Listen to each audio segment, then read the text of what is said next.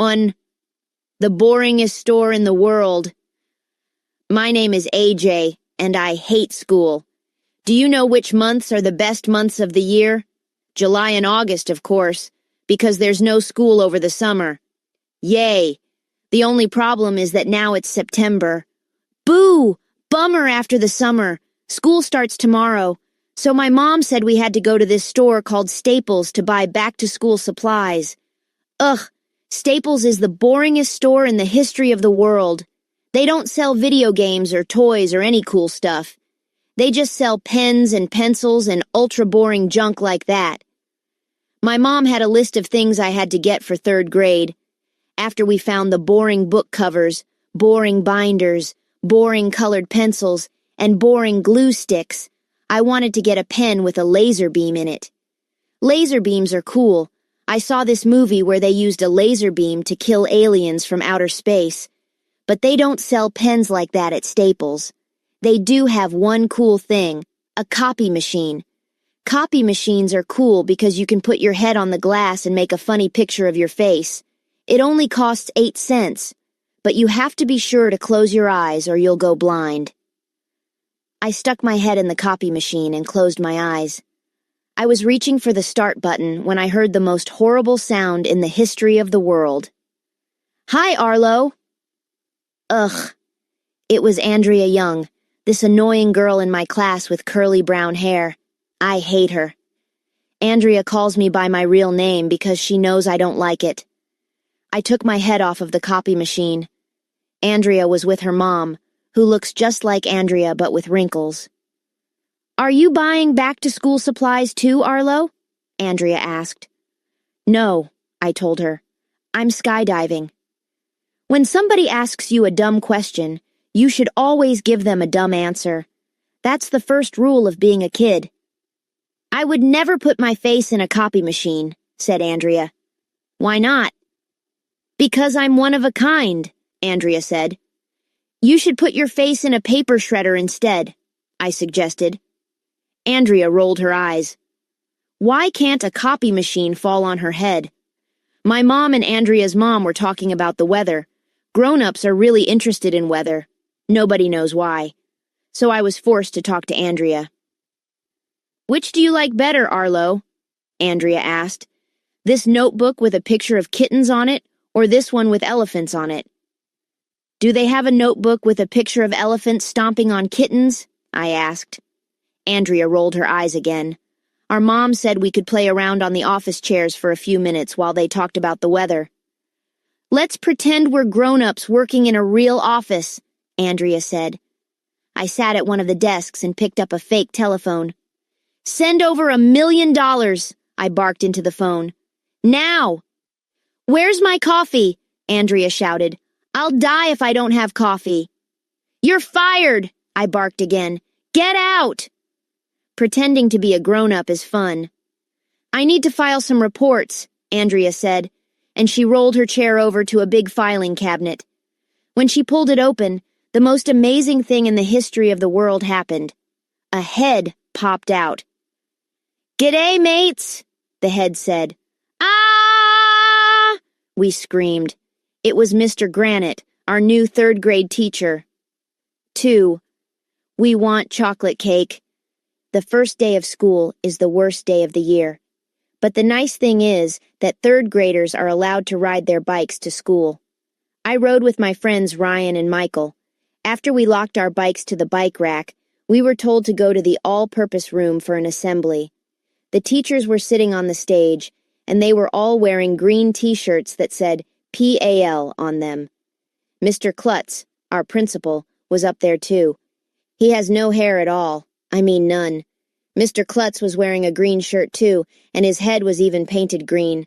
Mr. Klutz is nuts. Is it St. Patrick's Day? I asked Neil Crouch, who we call the nude kid, even though he wears clothes. St. Patrick's Day is in March, dumbhead, said Neil. So is your face, I replied. After we finished pledging the allegiance, Mr. Klutz went to the microphone. Welcome back to elementary school, he announced. I want to introduce the new members of our staff. This is Mrs. Jaffe, our vice principal, and this is Mr. Brad, our school counselor.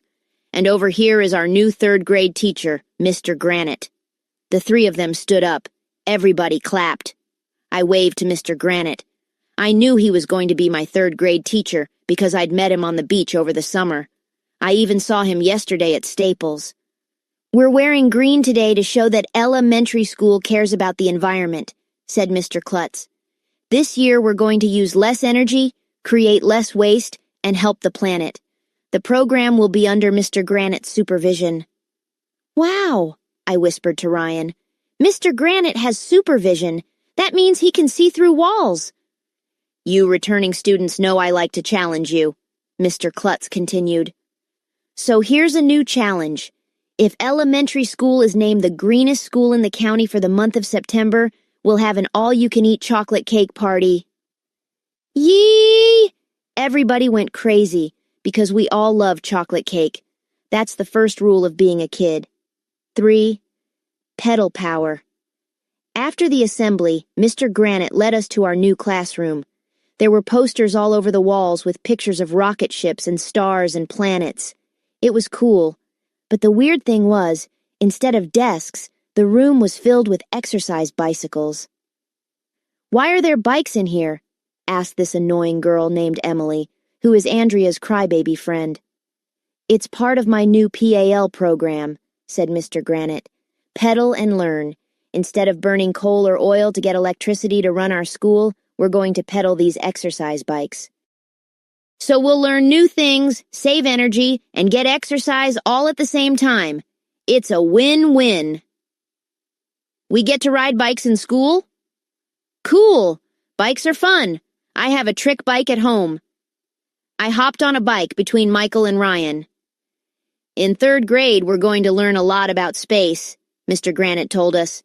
"So start pedaling, PALs." "I know a poem about space," I said as I started to pedal my bike. Mr. Granite said I could recite it. It goes like this: "Boys go to Mars to get candy bars. Girls go to Jupiter to get more stupider." "That's not nice, Arlo," said Andrea. "Neither is your face." As we pedaled our bikes, Mr. Granite told us lots of stuff about the planets and stars. "Did you know that Venus is the hottest planet? It can get up to 900 degrees there. I hope they have a lot of swimming pools on Venus, because when I get really hot, I want to jump in a pool. Did you know that a day on Jupiter is less than 10 hours long? Did you know that astronauts are a little taller in space because there's no gravity to push their bones together? Did you know that the ancient Greeks called our galaxy the Milky Way because they thought it was made of drops of milk? Those Greeks were weird. It takes 8 minutes for the sun's light to reach Earth, Mr. Granite told us. So if the sun exploded right now, we would still have 8 minutes to live. Emily jumped off her bike and started freaking out. 8 minutes to live? She yelled. We've got to do something. Then she went running out of the room. Emily is weird. At night, Mr. Granite told us, you can see over 1,000 stars with your naked eye. Everybody started giggling because Mr. Granite said the word naked. Anytime anybody says naked, you have to giggle. That's the first rule of being a kid. Now, Mr. Granite said, let's learn about Uranus. Everybody giggled again. It's hard to learn stuff when your teacher keeps saying words like naked and Uranus. After a while, my legs started to feel tired. Riding a bike isn't nearly as much fun when you're just staying in one place and learning stuff. I started to pedal slower. That's when something weird happened. The lights went out.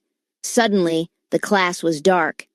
Eek! Screamed all the girls, as if they'd never been in the dark before. Who turned out the lights? Michael asked. You did, said Mr. Granite. You need to pedal faster. We all started pedaling faster, and the lights went back on. Keep pedaling, shouted Mr. Granite. I thought I was gonna die. 4. Going green. Boy, Mr. Granite wasn't kidding about making elementary school green. Everybody was doing their part to save energy and help the environment.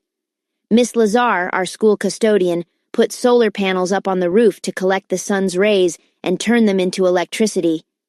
Miss Lazar is bizarre. Ms. Hannah, our art teacher, hates throwing stuff away. She told us to bring in plastic bags from home instead of throwing them in the garbage. She showed us how to make plastic bags into butterflies, kites, and dream catchers. Ms. Hannah is bananas. Mr. Docker, our science teacher, is off his rocker. He has a car that runs on potatoes instead of gas. Mr. Docker converted the school bus to run on potatoes too. And he helped Mrs. Yonkers, our computer teacher, to hook up potatoes to power the school computers. So now she says that PC stands for potato computer. Mrs. Yonkers is bonkers. Mrs. Cooney, our school nurse, brought a giant tube of toothpaste to school one day. It was about the size of a first grader. Mrs. Cooney is loony. She said that when you buy large sizes of stuff, you don't have to go shopping so often. There's less waste, and you save money too. Ms. LaGrange, our lunch lady, told us to pack our lunches in reusable containers instead of in paper bags so we'd have less garbage. She also brought in a bunch of cows to graze on the grass in the field behind the school. Now the lawn doesn't need to be mowed anymore. And we get free milk, too. I don't know where Ms. LaGrange got the cows. I guess she went to rent a cow. You can rent anything. Ms. LaGrange is strange. Mrs. Rupee, our librarian, read us a book about how trees give off oxygen, which is good stuff, and absorb carbon dioxide, which is bad stuff. Then she helped us plant a tree in the middle of the library. Mrs. Rupee is loopy, and Mr. Klutz, well, he put up a giant windmill in the field behind the school. When the wind turns the blades of the windmill, it makes electricity. The whole school was going green. Part of the reason was that we all knew it was good to save energy and reduce waste. The other part was that we all liked chocolate cake. Do any of you have other ideas to help the environment? Mr. Granite asked us while we were pedaling to nowhere. Little Miss I Know Everything was waving her hand in the air like she was trying to signal a boat across the ocean. But Mr. Granite called on me instead, so na boo-boo on Andrea. I know a way to save energy, I said. You should close the school down and let us stay home all day. Then we could sit around and do nothing. That would save a lot of energy. Everybody laughed even though I didn't say anything funny. How about you, Andrea? Asked Mr. Granite. Can you think of another way we can help the environment? We could use both sides of every scrap of paper, Andrea said, and then we could recycle it. That's an excellent idea, Andrea, said Mr. Granite. Andrea stuck out her tongue at me. What is her problem? Oh, snap, whispered Ryan. Andrea stuck her tongue out at you, AJ. Are you going to take that? At Andrea's house, I told the class, they use both sides of the toilet paper, and then they recycle it. That's gross, Arlo, Andrea said. So is your face, I told her. Oh, snap, said Ryan. 5. Goo goo gaga. We were just about to get on our exercise bikes the next morning when the school secretary, Mrs. Patty, made an announcement over the intercom. Teachers, please do not throw your teacups around the teacher's lounge. Thank you. That was weird. Okay, PALs, said Mr. Granite. It's time for language arts. So start pedaling. We all started pedaling. But we didn't learn anything about language arts. Because you'll never believe in 1,100,000 years who walked into the door at that very moment. Nobody. Because if you walked into a door, it would hurt. But you'll never believe who walked into the doorway. It was our old teacher, Mrs. Daisy. She was with her husband, Mr. Mackey, who is our reading teacher. We hadn't seen Mrs. Daisy since we graduated from 2nd grade in June. Mrs. Daisy! We all shouted. Mrs. Daisy, said Mr. Granite, to what do we owe the pleasure of your company? That's grown-up talk for, what are you doing here? I missed my kids, she replied. We missed you too, said Andrea, the big brown-noser. Mrs. Daisy was holding something in her arms, but we couldn't see what it was because it was wrapped up in a pink blanket. Did you bring us a present? I asked. Not exactly, said Mr. Mackey. It's a baby, dumbhead, shouted Andrea. Mrs. Daisy had her baby. All the girls rushed over to look, as if having a baby is a big deal. What's her name? Andrea asked. Jackie, said Mrs. Daisy. Jackie Mackey. What a lovely name, Emily said. She's beautiful. She's adorable, Andrea said. She stinks, I said, holding my nose. I think Jackie just pooped, said Mr. Mackey. We'll change her diaper in a minute. I wasn't going to go near that thing, especially after it pooped. But all the girls were coochie cooing and saying goo goo gaga to Jackie Mackey. All babies say goo goo gaga. Nobody knows why. It must be the first rule of being a baby. I think Jackie looks just like you, Mrs. Daisy, said Emily. No, said Andrea. I think Jackie looks just like you, Mr. Mackey. I think she looks just like Mr. Klutz, I said. She's as bald as a balloon. Arlo, that's mean, said Andrea. Well, it was true. All babies look alike anyway. Jackie Mackey started drooling, and then she started blowing spit bubbles. Then she put her foot in her mouth and started sucking on her toes. I thought it was pretty disgusting, but the girls thought it was cute. I know that if I started drooling in school, blowing spit bubbles, and sucking on my toes, nobody would think it was cute. I would probably get kicked out of school. Wah! Jackie Mackey cried. Wah! I think she bit her own foot, I said. Jackie might be pooping some more, said Mrs. Daisy. We'd better go now. Babies are weird. 6. English is weird. Okay, everyone, back on your bikes, Mr. Granite said. It's time for language arts. Ugh, I hate language arts. Language is boring. Art is boring. So there's nothing more boring than language arts. Except maybe math. Math is really boring. There are some things I don't understand about the English language, Mr. Granite told us. Like what? Asked Andrea. Little Miss Know-It-All keeps a dictionary on her desk so she can show everybody how smart she is. Why is it that noses run and feet smell? Mr. Granite replied. Shouldn't it be the other way around? What do you mean? Asked Emily. Well, it seems to me that feet should run and noses should smell, Mr. Granite said. So why do people say noses run and feet smell? It's just an expression, said Michael. It makes no sense, said Ryan. My feet don't smell, I said. They do too, AJ, said Neil the nude kid. When you had that sleepover at your house, I had to sleep with your feet in my face. A nose would run if it had legs, Michael said. Feet could smell if they had a nose, said Ryan. Yeah, if you had a nose attached to your foot could smell, I pointed out. Arlo, you're just trying to get out of doing math next period, said Andrea. I am not. R2. We went back and forth like that for a while until Mr. Granite told us to knock it off. Why are there no eggs in an eggplant? He asked the class. And why is there no ham in a hamburger? Hot dogs aren't made from dogs, and a pineapple doesn't have apples in it, or pine for that matter. Mr. Granite is right, said Ryan. English is weird, I said.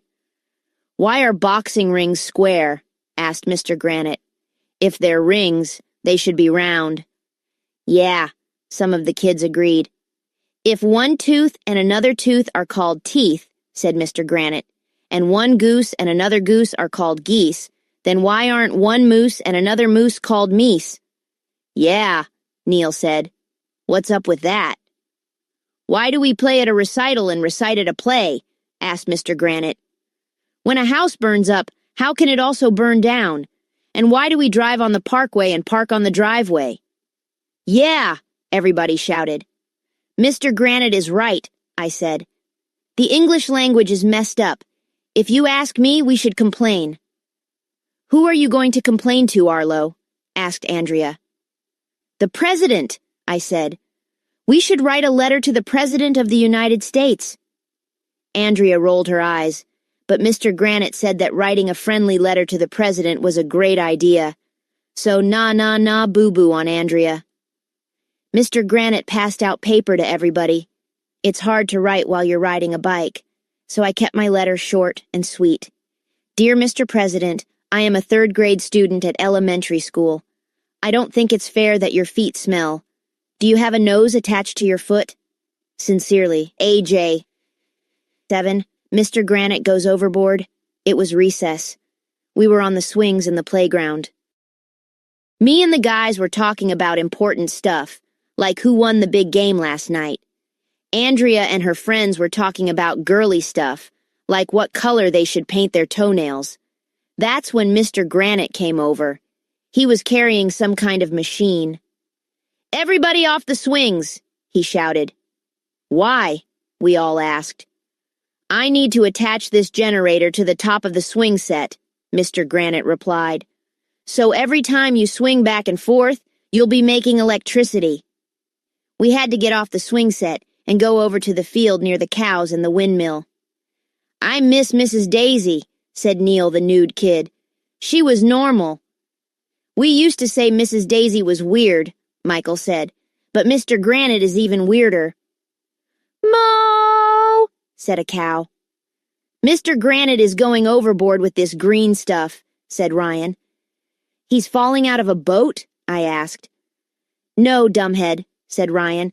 I mean, he's getting carried away. I don't see anybody carrying him away, I pointed out. I looked around to make sure nobody was carrying Mr. Granite away. Moo, said a cow. I heard that Mr. Granite is working on a machine that makes electricity every time you blink your eyes, Michael told us. We'll have to wear it like a pair of glasses. That's crazy, I said. I heard that Mr. Granite asked the music teacher, Mr. Loring, to write a song with just one note in it, said Neil, the nude kid. Why? We all asked. So he wouldn't waste any notes, Neil said. That will be the most boring song in the history of the world, I said. Moo, agreed a cow. Andrea and her friends were sitting on a bench a few feet away, looking all worried. What's eating you? I asked Andrea. Did you get an A- on the math quiz? No, Arlo, Andrea replied. I got an A+, but I just figured something out. What? We all asked. Maybe Mr. Granite isn't a real teacher at all, Andrea said. Did you ever think of that? What do you mean? I asked. Maybe he's just pretending to be a teacher, she said. I think that Mr. Granite is from another planet. That's nuts, I told her. Think about it, Arlo, Andrea said. Mr. Granite knows a lot about planets and stars and space, right? Yeah. And he doesn't understand the English language very well, right? Yeah. He has supervision, too, added Neil. He can see through walls. Did you ever notice that Mr. Granite doesn't have any hair growing out of his ears or nose? Ryan asked. Andrea might be right. After all, the first rule of being a grown-up is that you have hair growing out of your ears and nose. My dad has to trim his nose hair every week. Maybe Mr. Granite is from another planet. Moo, said a cow. He doesn't look like an alien, said Michael. Aliens are little green guys with big heads. Maybe Mr. Granite is disguised as a human, I suggested. Yeah, said Ryan. Maybe if we peeled off his human mask, underneath we'd find a little green guy with a big head. Mr. Granite is nice, Emily said. Maybe he's a good alien. Yeah, like E.T., said Ryan. That's my favorite movie. Maybe Mr. Granite is a nice alien who was left here on Earth like E.T. There are no nice aliens, Neil said. You're supposed to kill aliens. Yeah, I added, with laser beams. Stop trying to scare Emily, said Andrea. Mr. Granite is probably going to take over the world and turn us into flesh-eating robots, I said. We've got to do something, said Emily, and she went running away. The only problem was that Emily ran right into a cow. She was on the ground, freaking out. What a crybaby. "Moo," said the cow. "Oh," said Emily, which is mo upside down and backward. "My dad is a policeman," said Michael, "and he says you can't accuse people of stuff unless you have proof." "So let's get proof that Mr. Granite is an alien," said Neil the nude kid. "How are we going to get proof?" Ryan asked. "I have an idea," Andrea told everybody. "Let's follow Mr. Granite home after school. I have my camera in my backpack. We can snoop around. I'll take pictures of him when he peels off his human mask, and we'll have proof." Everybody agreed that Andrea was a genius and that she should get the Nobel Prize. That's a prize they give out to people who don't have bells. 8. The world's biggest iPod. All afternoon I was watching Mr. Granite very carefully to see if his face was going to come off. Finally, 3 o'clock came and the bell rang. "Any questions?" Mr. Granite said as we got our stuff out of our cubbies. "Are you going to destroy our planet?" I asked. "Will you peel off your face?" Neil asked. "Don't be silly," replied Mr. Granite. Once we got outside, me, Michael, and Ryan raced to the bike rack. Andrea and Emily were already there. "How will we find out where Mr. Granite lives?" asked Emily. "We should drop pieces of candy on the ground," said Ryan. "That's what the boy did in E.T. "I'm not wasting my candy," I said. "We should stalk Mr. Granite," suggested Michael. "You mean we should hit him with celery?" I asked. "What good would that do?" "No, dumbhead," said Andrea. "Stalking is—" She never got the chance to finish her sentence because at that very second, Mr. Granite zoomed past us on his bike. "Look," said Ryan. "There he goes!" We all hopped on our bikes and followed Mr. Granite, being careful not to let him see us. "Maybe Mr. Granite will make our bikes fly," said Ryan. "That's what E.T. did." "Will you forget about E.T. already?" Michael told Ryan. Finally, Mr. Granite turned into a driveway. Well, I don't mean he became a driveway. That would be weird. He just rode his bike up into a driveway next to a house. There was a big white box in front of the garage. It had the word "Pods" on it. "Hey, check it out," I told everybody. "Look at the size of that iPod." "Mr. Granite lives in an iPod?" asked Michael. "Man," I said, "how many songs do you think will fit on that iPod?" "It's not an iPod, dumbheads," said Andrea. "It's one of those big storage boxes. It says pods." Oh, it made sense that Mr. Granite lived in a pod. I saw this movie called Invasion of the Body Snatchers. It had these pod people who looked just like humans, but they worked secretly to spread more pods until they could replace the entire human race. It was cool. "Anybody who lives in a pod has to be an alien," I said. "My mom says we should accept people no matter where they live," Emily said. "Your mom is weird," I told her. "Maybe he's building a transmitter in there to contact his home planet," said Ryan. "Like an E.T. "Give it a rest with E.T., will you?" I told Ryan. Mr. Granite opened a door and went inside the pod thing. We all snuck up to it, like we were secret agents. It was cool. Andrea took a little camera out of her backpack. "I'll bet he's taking off his human mask in there," Michael whispered. "I'll snap the picture when he peels off his face," Andrea whispered. "That will be a real Kodak moment," I whispered. "I'm scared," whispered Emily. "Maybe we should—" But she never got the chance to finish her sentence, because at that very second, Mr. Granite popped out of the pod. "Ick!" we all screamed. "G'day, mates," Mr. Granite said. He looked completely normal. "What can I do for you blokes?" I said. "We were just wondering if you trim your nose hair." "You followed me home to ask if I trim my nose hair?" asked Mr. Granite. "Well, actually, we wanted to know where you were born," said Andrea. "I came from Neptune," said Mr. Granite. "Wow," we all said, which is Mom, upside down. So it was true. Mr. Granite really is from another planet. Yes, he continued, Neptune, New Jersey. Then my parents moved to Australia. Oh, 9.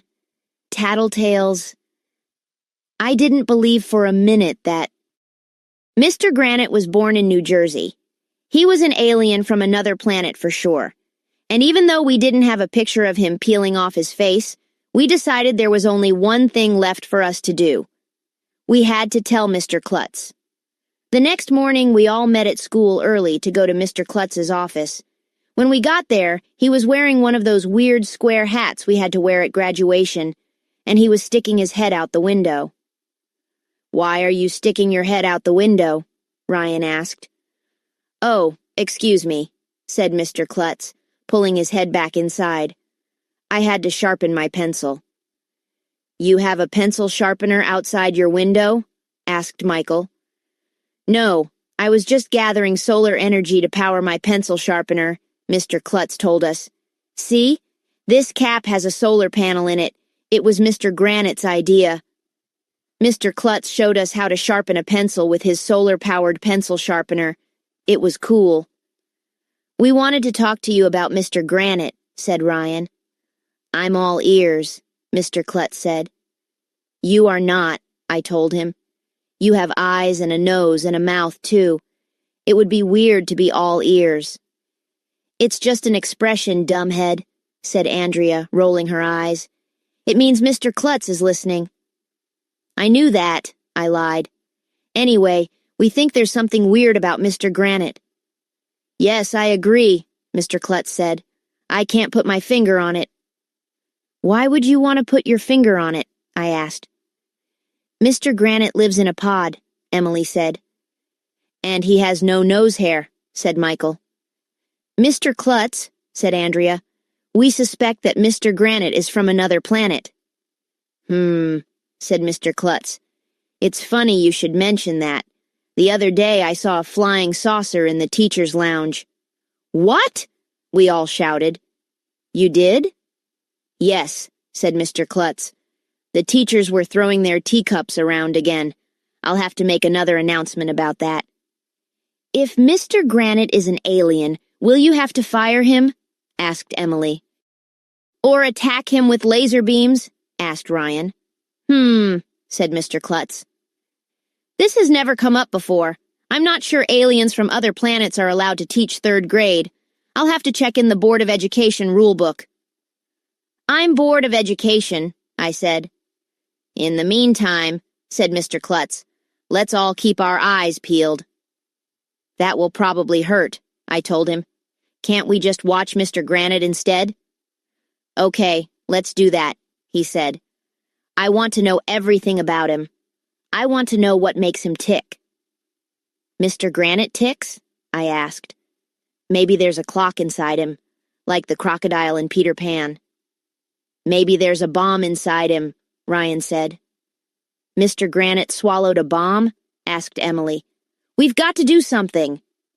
"Run for your lives," shouted Neil, the nude kid. And we all went running out of Mr. Klutz's office. 10. The truth about Mr. Granite. As it turned out, Mr. Granite didn't have a clock or a bomb inside him. I didn't even hear him tick. That day was a perfectly normal day, or as normal as it can be when your teacher is from another planet. When the 3 o'clock bell rang, Mr. Klutz made an announcement over the intercom. "Have a great weekend, everyone," he said. "Next week we'll find out if elementary school is the greenest school in the county. I can almost taste that chocolate cake now. Oh, and teachers, please stop throwing teacups around the teacher's lounge. Thank you." Me, Michael, and Ryan rode our bikes home. We were pretty tired because we had been riding our bikes all day in class. But that's when I got the greatest idea in the history of the world. "Hey," I told the guys, "I know how we can make our school the greenest school in the county." "How?" they asked. "Let's paint it green." "AJ," Ryan said, "you're a genius." "That's why I'm in the gifted and talented program," I said modestly. Everybody agreed that I should get the Nobel Prize. That night after dinner, I told my mom there was a bingo game at school. Michael and Ryan made up other excuses. Michael brought a bucket of green paint he found in his basement. Ryan brought some paintbrushes. We rode our bikes and met at the school. Okay, I told the guys. Let's start by painting the front door. Michael opened up the paint can. Ryan gave me a brush. I was about to dip the brush into the paint when the most amazing thing in the history of the world happened. A guy jumped out from behind the bushes. "Freeze, dirtbags!" he shouted. "Ah!" It was Officer Spence, the school security guard. He was supposed to protect the school from bad guys and criminals, not from us. "Let's get out of here," shouted Michael. We hopped on our bikes and pedaled as fast as we could down the street. I never even turned around to see if Officer Spence was chasing us. "Phew, that was a close one," Ryan said when we were a few blocks away from school. "I don't think Officer Spence saw our faces," said Michael. "Let's go home," I said. Just as we were about to turn the corner, I realized something. This was Mr. Granite's street. "Let's go over to Mr. Granite's house," I suggested. "Maybe we can catch him taking his face off." We pedaled over to Mr. Granite's house. It was easy to find because of that giant pod thing on the grass. There was a light on inside the garage. We parked our bikes across the street and tiptoed over to the garage like secret agents. It was cool. "Shh," Ryan whispered. "Nobody scream if he peels off his face." We peeked between the cracks in the garage door. "Do you see anything?" Michael whispered. "Look," Ryan whispered back. "Mr. Granite is in there." "Yeah, over on the left," I whispered. "What's he doing?" Ryan whispered. "He's building something," Michael whispered. "And you'll never believe in 1,100,000 years what we saw Mr. Granite building in there. I'm not going to tell you." Okay, I'll tell you. But you have to read the next chapter to find out. So boo-boo on you. 11. My teacher is an alien. Mr. Granite was building a spaceship. It was red and black and silver, and it looked just like the spaceships you see in movies. It was cool. Andrea was right, I whispered. Mr. Granite is from another... But I never got the chance to finish my sentence because at that moment, the garage door started going up. Mr. Granite, the alien, was standing there looking right at us. I didn't know what to say. I didn't know what to do. I had to think fast. "Freeze, dirtbag!" I yelled. "You're an alien, and we know it." Mr. Granite put his hands in the air. Then he realized we didn't have a gun or anything, so he put them down. "Yes, I admit it," he said sadly. "I'm not from New Jersey. I'm from the planet Etnarg in a galaxy far, far away." "Wow," we all said, which is Mom upside down. "Etnarg?" I said. "Isn't that granite spelled backward?" "Yes," Mr. Granite said. "Everyone on Etnarg is named Granite."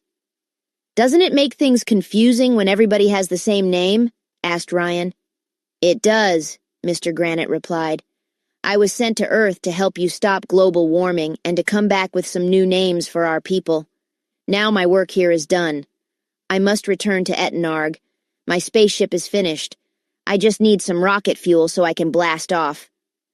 "Wait a minute," Michael said. "How do we know you're not yanking our chain? Prove you're an alien." "Yeah," I said. "Let's see you peel off your face." "Well, okay," Mr. Granite said as he put his hand under his chin. I covered my eyes with my hands.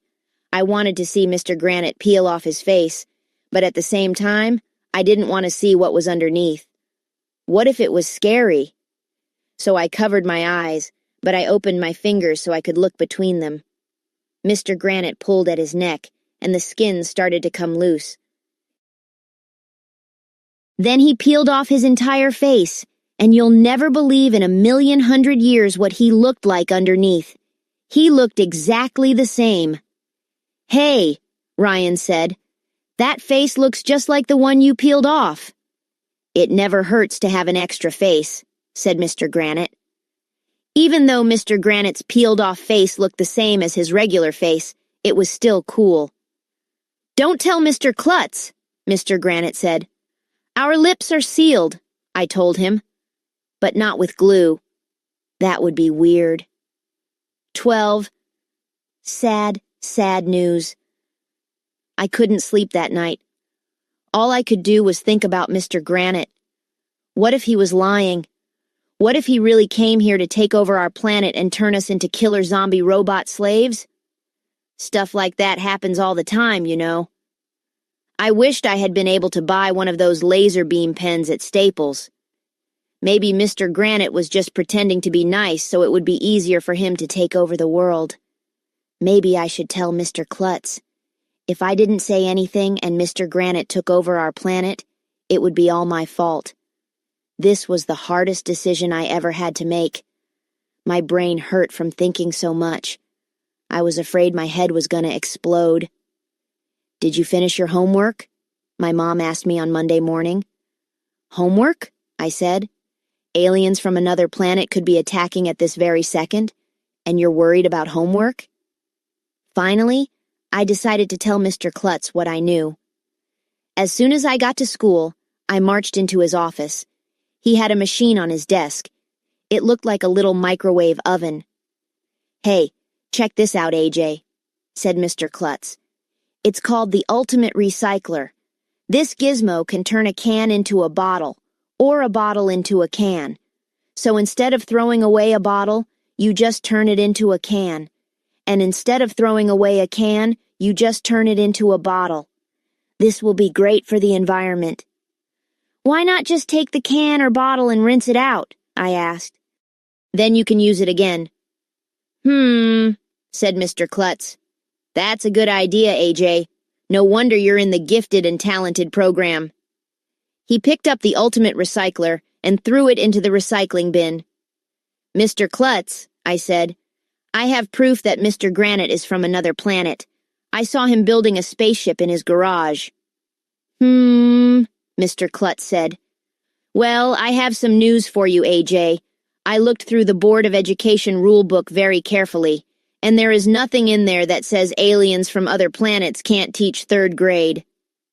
"So Mr. Granite can stay on Earth if he wants to?"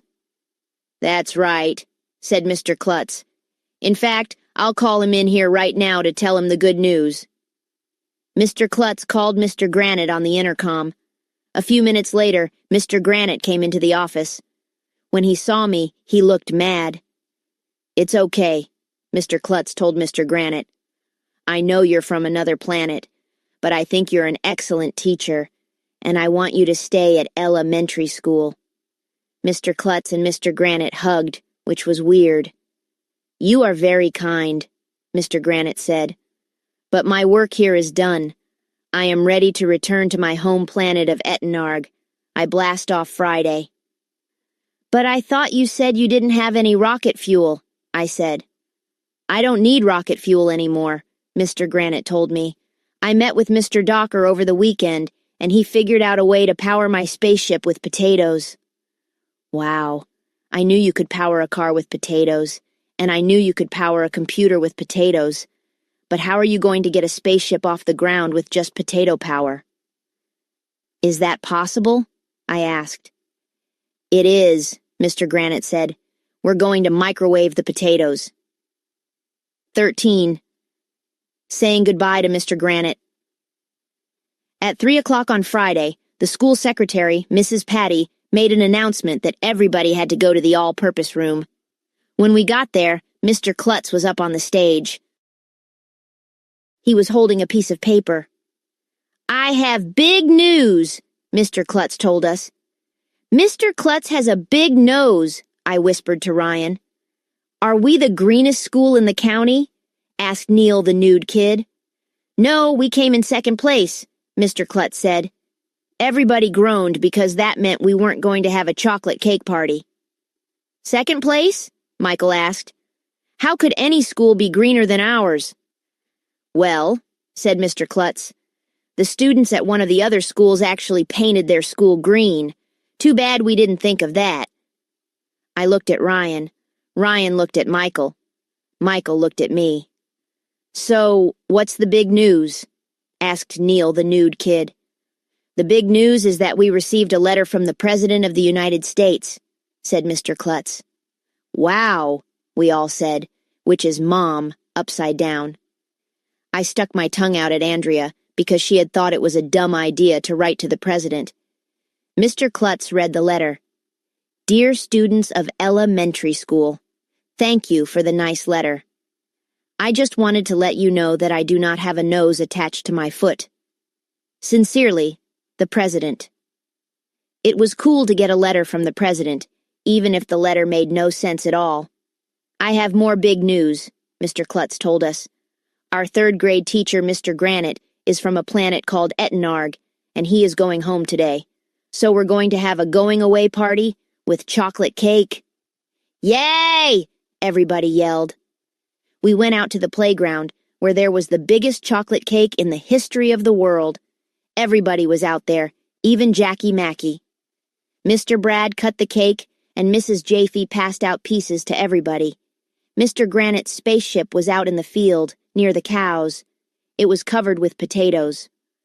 "Moo!" said a cow. We stuffed our faces with so much cake, I thought I was going to throw up. It was the greatest day of my life. After we finished, Mr. Granite put on a spacesuit, and we went over to say goodbye to him. It was really sad. "I'm going to miss you kids," said Mr. Granite. "When I get home, I'm going to name my Etenarg friends AJ, Andrea, Ryan, Emily, Michael, and Neil." "We'll miss you too," said Andrea. "I hope that after I am gone," Mr. Granite told us, "you will keep saving energy and living green." "We will!" we all shouted.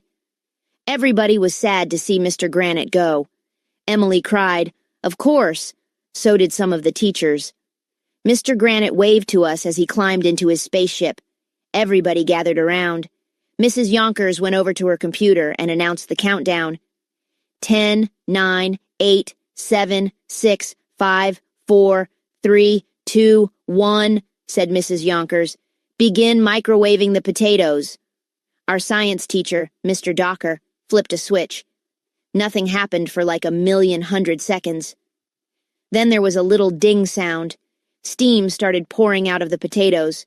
The whole field smelled like baked potatoes. Slowly, the spaceship began rising off the ground. "Lift off!" yelled Mrs. Yonkers. "We have lift off!" That's when the most amazing thing in the history of the world happened. One of the cows must have liked the smell of baked potatoes because it came running over to the spaceship. The cow bumped right into it. The spaceship was going up crooked. "Houston, we have a problem!" shouted Mr. Docker. The spaceship zoomed to the left. Then it zoomed to the right. It was zigzagging back and forth in the sky over the school. "Abandon ship!" shouted Mrs. Yonkers. "Abandon ship!" The door to the spaceship opened, and Mr. Granite jumped out. A parachute opened, and he floated back down to Earth. Well, he almost floated back down to Earth. On the way down, his parachute landed on the windmill. The ropes got all tangled up. Mr. Granite was caught on the windmill. He was spinning around and around. It was a real Kodak moment.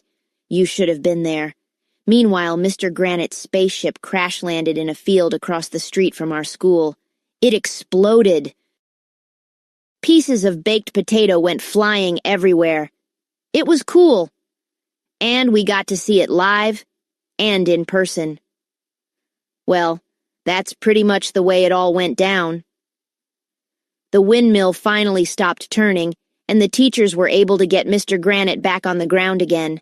Maybe Mr. Granite will build another spaceship, or maybe he'll just stay on Earth and be our teacher. Maybe Andrea will stop recycling her toilet paper and put her head in a paper shredder. Maybe there won't be any more flying saucers in the teacher's lounge. Maybe Jackie Mackey will stop sucking her own toes.